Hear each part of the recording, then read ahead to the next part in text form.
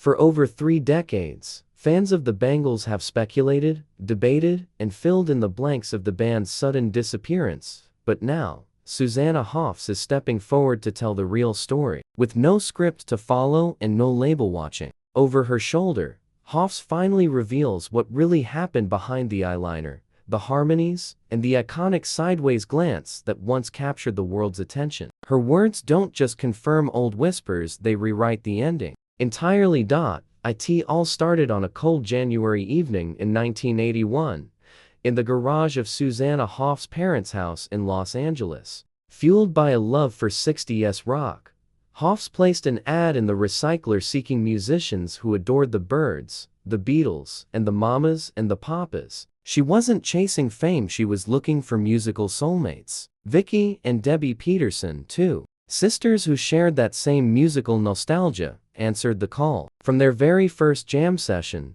their voices melted together in an effortless harmony that none of them could explain. It wasn't planned, it was pure magic. That spark quickly ignited into a sound that stood out in a male-dominated scene. They experimented with names like Colors and the Supersonic Bangs, before settling on the Bangles. With the addition of bassist Annette Zelinskas, their lineup was complete. Unlike many bands of the time, they weren't crafted by a label. They were friends first, collaborators second, and a band third. Their motivation wasn't stardom, it was the sheer joy of making music that felt honest and alive.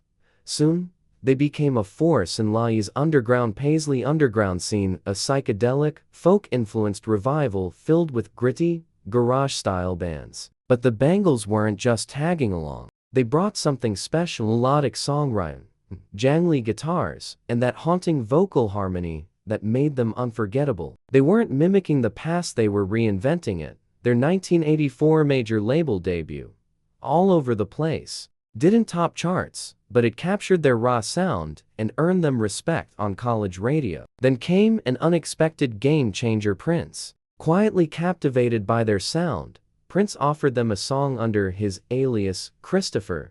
That song was Manic Monday. It launched the Bangles into superstardom, peaking at #2 on the Billboard Hot 100, just behind Prince's own Kiss. The track didn't just mark their big break, it stamped their place in pop history. But fame came with a cost. MTV adored Susanna Hoffs, and soon she became the media's focus. Despite being a democratic band where everyone contributed equally, the spotlight followed Hoffs relentlessly. That iconic sideways glance in the Walk Like an Egyptian video made her a pop culture phenomenon, but it also deepened the divide. The band became fragmented, not from public fights, but from quiet fatigue, miscommunication, and industry pressure. By the time they released everything in 1988 home, to hits like Eternal Flame and In Your Room, they were barely functioning as a unit. Sessions were recorded in isolation, label executives were dangling solo deals, and the emotional glue that once held them together had begun to dissolve.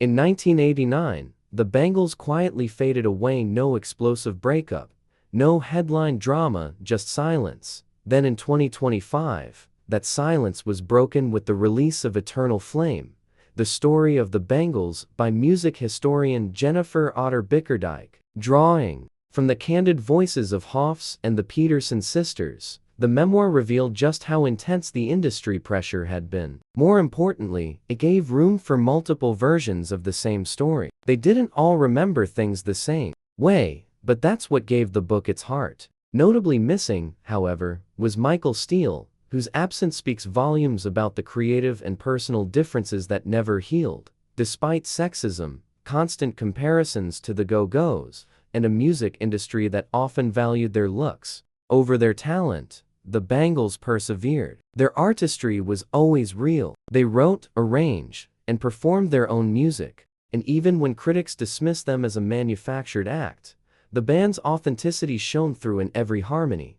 After their breakup, each member pursued their own path, some as solo artists, others as mothers, collaborators, and quiet creatives. They reunited in the 2000s on their own terms, releasing Doll Revolution and Sweetheart of the Sun albums filled with lessons learned, and music still brimming with joy. A Starloop News. we celebrate not just the fame, but the stories behind the fame, the struggles, the silence, and the strength to come back. If this deeper look at the Bangles gave you a new perspective, be sure to hit that like button, share your thoughts in the comments, and subscribe for more untold stories of music legends. Tap the bell so you never miss a beat, and if you're ready for the next big twist in rock history, click on the video on your screen now. You won't believe what's coming next.